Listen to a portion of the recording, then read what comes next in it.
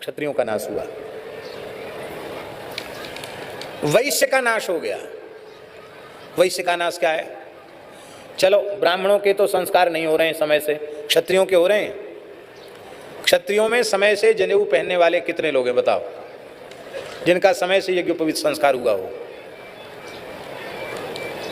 आप कहेंगे महाराज आप क्या बोल रहे हो, ब्राह्मण देवता ही जनेऊ नहीं पहने तो हम काहे पहने?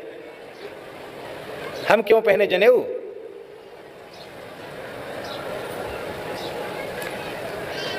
वैश्य भी यज्ञोपवीत धारण नहीं कर रहे हैं, क्षत्रिय भी यज्ञोपवीत धारण नहीं कर रहे हैं, और जिनको पहनने की आवश्यकता नहीं है वो पहन रहे हैं और उनसे झगड़ा कर रहे हैं। तुम क्यों पहन रहे हो भाई? कोई ना कोई तो पहनेगा।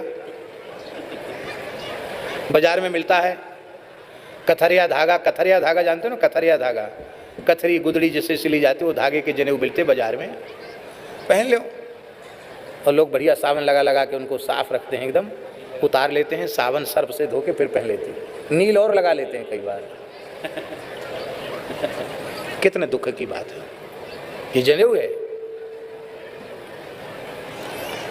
बाजार का खरीदा हुआ जनेऊ मत पहनो।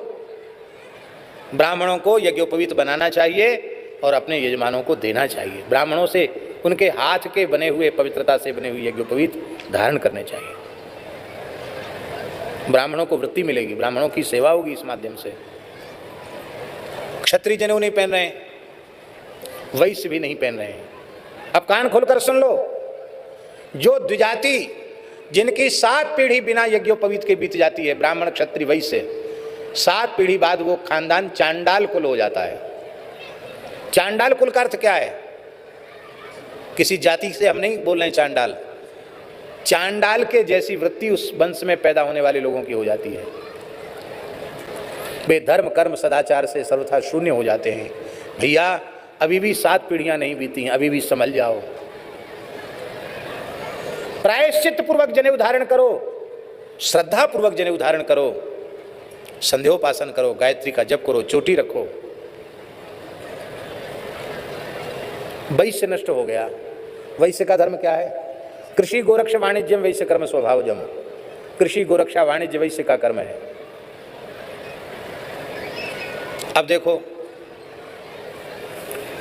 वैश्य जनेऊ तो पहने नहीं रहा है, चोटी भी नहीं रख रहा है, संध्योपासन तो कोसों दूर गया, केवल व्यापार, गोरक्षा किनारे, कृषि किनारे, केवल व्यापार। पहले आपने सुना कभी कि किसी वैश्य का चमड़े का काम है, किसी वैश्य का शराब का काम है? सुना आपने कभी? चमड़े का काम करने वाली जाति हमारे यहाँ अलग है, शराब का काम करने वाली जाति अलग है कि नहीं? पर वैश्यों की क्या चले, आपको अमुक शर्मा और अमुक वर्मा भी ठेकेदार के नाम पर उनके ठेके मिल जाएंगे कि नहीं मिल जाएंगे? अब लोगों के मन में आ गया महाराज धन कमाना चाहिए, कोई काम हो, काम कोई बुरा नहीं है। आज के 50 साल पहले इस देश के वैश्य का ऐसा मानसिक पतन नहीं था। वैश्य के होते हुए गोरक्षा न हो, गो सेवा न हो, ये कितने दुर्भाग्य की बात है।